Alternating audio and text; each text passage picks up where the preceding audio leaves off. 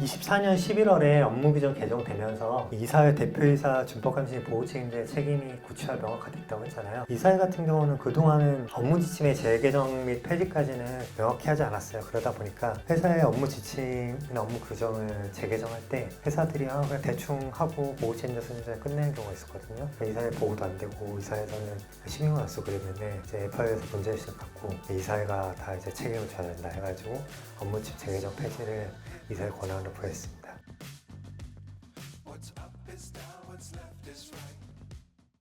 그리고 동일처 감사 결과에 대해서도 동일처 감사 결과에 대해서 어느 정도는 검토와 승인권을 이사회에 두고 있긴 했는데 이걸 명확히 하지 않다 보니까 동일처 감사도 형해에 대해서 이루어지고 그냥 AML, IR을 모르는 분이 AML 부서를 감사한 다음에 잘 돼 있어요. 우리 완벽해요. 이렇게 하니까 문제가 된 거죠. 그래서 이사회 의무로 이것도 부여를 했고요. 또 대표이사 준법감시인 보호책임자 등에게 내부통의 구축 운영 실태 보고 요구 취약점에 대한 개선 지시, 취약점 개선 사항에 대한 검토와 승인을 하도록 해가지고 이사회의 좀 부담감을 상당히 넓혀놨습니다. 이게 책무구조도에 따른 거랑 좀 연계되거든요. 책무구조도에 따른 그 책임도 이사회에 어느 정도 책임 부과했기 때문에 AML의 책무구조도로서 이런 내부통제 의무를 부과했고요. 또 대표이사 같은 경우도 뭐 은행장이나 증권회사 대표나 각 금융회사의 대표들이 해당되는데 이 내부통제 체계의 총괄적 구축 운영에 대해서 그 책임이 명확하지 않다 보니까 다 보호 책임자한테 떠넘기거나 준법감시인이 맡도록 해놨거든요. 그래갖고 AML 리스크를 회사 차원에서 대비를 안 하는 경우가 많아가지고 이거를 좀 대비할 수 있도록 내부통제 체계의 총괄적 구축 운영 책임을 대표이사의 책임으로 부여했습니다. 그래서 그 지배구조법이랑 내용도 일치해요. 지배구조법에도 자금 세탁 방지 관련 내용이 들어가 있거든요. 근데 거기에 지배구조법 감독규정 보시면 자금 세탁 관련해서는 대표이사의 내부 통책에 총괄적 구축으로 책임을 부과해놨습니다. 그래서 그 두 개 조문이 일치하니까 다시 한번 확인하시면 될 것 같고요. 또 그 업무 지침 재개정 폐지 안건에 이사회 상정 및 또 세부 업무 지침 승인이 있습니다. 그러다 보니까 많은 회사들이 질의를 하시는 게 있어요. 업무 지침은 뭐고 세부 업무 지침은 뭐고 또 있다 가이드라인 나오거든요. 그건 뭐냐? 근데 우리 회사는 업무 규정이 있고 그렇거든요. 업무 규정, 업무 지침, 또 세부 업무 지침 이런 순인데 이때 그런 업무 규정, 업무 지침을 말하는 거예요. 그런 지뢰가 들어와요. 그래서 보신 분이 있을 수 있겠지만 올해 4월에 FI에서 해설서를 하나 발간했습니다. 그때 이 AML 내부 통제 관련해서 해설서 나왔는데 10페이지에서 20페이지 사이인 것 같은데 거기에 보시면 업무 지침이라는 거는 이 형식적인 명칭에 구애되는 게 아니라 실질적으로 회사 수준의 최고단의 그 AML 관련 규정을 만들게 됐거든요. 그래서 업무 규정으로 된 회사도 있고 업무 지침으로 된 회사도 있고 그럴 수 있지만 이 이사회 업무침 재개정 폐지 권한이라는 거는 가장 윗단에 있는 규정을 말하는 거다 해가지고 그 형식적인 명칭이 업무 규정이든 업무 지침 그걸 중시할 건 아니고요. 업무 최고단의 규정이면 포함이 되니까 그거 보시면 될 것 같고 그 밑에 위임한 규정 있잖아요. 이건 이제 세부 업무 지침을 봐가지고 대표이사에게 승인권을 줘야 됩니다. 그리고 대표이사는 보호책임자 등에 보고받은 내부통책의 취약점 개선 및 개선지 사항 이사에 보고 의무가 있고요. 또 보호책임자 임명할 때도 아까 말씀드린 것처럼 전문성과 독립성이 있는 자를 임명하게 되어 있고요. 또 보호책임자가 수행하는 자금상 방지 등 업무를 상당한 주의를 다하여 감독할 책임이 있습니다. 이때 상당한 주의가 뭐냐에 대해서 많이 또 질의가 오시거든요. 이거는 그 지배구조법 해설이나 보시면 나와요. 거기에 상당한 주의라는 거는 예견 가능성이 있고 그 노력을 다했을 경우에 그 자신의 의무를 다했다고 볼 수 있는 정도에 말한다 해가지고 상당한 의무가 그런 표현이긴 한데 그러다 보니까 지배구조법과 유사하게 그러면 그 상당한 노력을 다한 거랑 예견 가능성이 뭡니까? 이런 질의가 나와요. 그러면 거기에 대해서 금감원과 이제 금융위에서 말씀하신 것처럼 그거는 향후 제재 사례가 쌓이게 되면 판단이 가능했을 것 같습니다. 이렇게 나오는 거고요.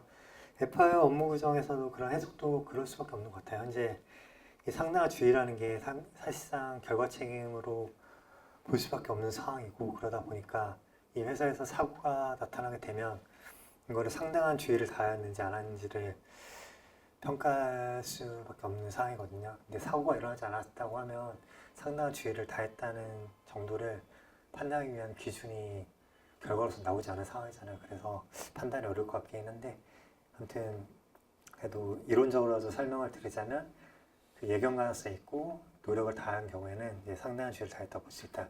이렇게 말씀드리고 이 과로가 중요한데요. 준법 감시인 등의 둘 법령상 의무가 있는 금융회사는 준법 감시인을 보조하는 범위에 한정되게 됐습니다. 그렇기 때문에 준법 감시인을 둬야 되는 그 필요성이 여기 생기는 거예요.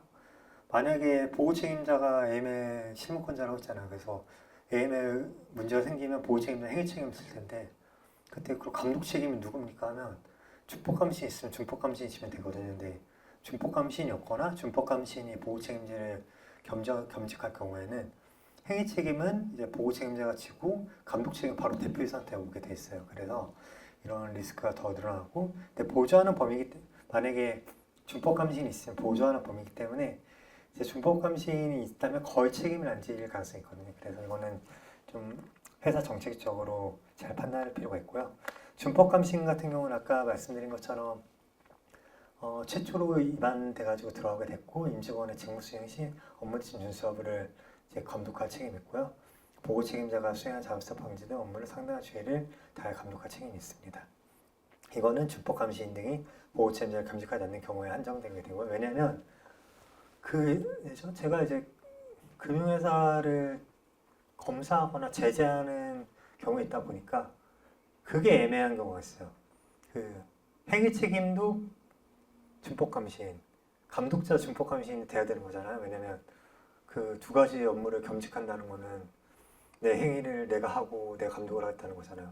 아무리 봐도 이상한 거예요, 이게. 그래서 회사에서는 처음에는 금감원이나 FI나 금융에서 검사를 나가면 당신이 생각하는 행위자랑 이 감독자를 써서 내세요 이렇게 요구를 할 때가 있어요. 그러면 회사는 행위자도 뭐 준법 감시인, 감독자도 준법 감시인 이렇게 되는 경우가 있거든요. 그러면 이게 말이 안 되는 것 같아서 그거를 좀 회사들이 잘 이해도가 낮은 것 같아 이런 괄호에 이 내용을 쓰게 됐거든요. 그래서 준법 감시인이 겸직하는 경우에는 그 행위자는 보호 책임자이자 준법 감시인이고 감독자 대표이사 이렇게 가는 거니까 이 괄호를 잘 보시면 정리하시면 될 것 같고요.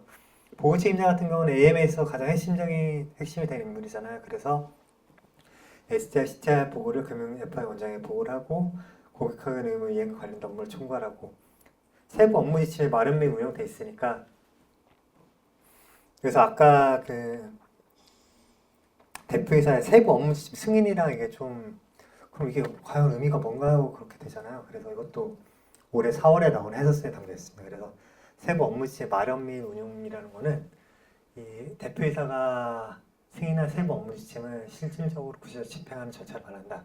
그렇기 때문에 여기서 뭐 가이드라인 수준이 될 수도 있고 그거는 이제 마련 및 운영에 포함된다 이렇게 돼 있거든요. 혹시 회사에서 실제 업무를 임하게 되신다면 이 세부 업무 지침이라는 거에 대해서 좀 정의를 잘 하셔가지고 구분돼가지고 이거 대표이사 책임, 이거는 보호책임 책임 이렇게 좀 구분하시면 될 것 같고요. 예, 직무기술서 등의 자금세 방지 업무 관련된 임직원의 역할과 책임을 보호책임을 명시해라. 이것도 이제 직무기술서 같은 경우도 지배구조법상 책무구조도에서 나오는 개념이기 때문에 참조하시면 될 것 같고요.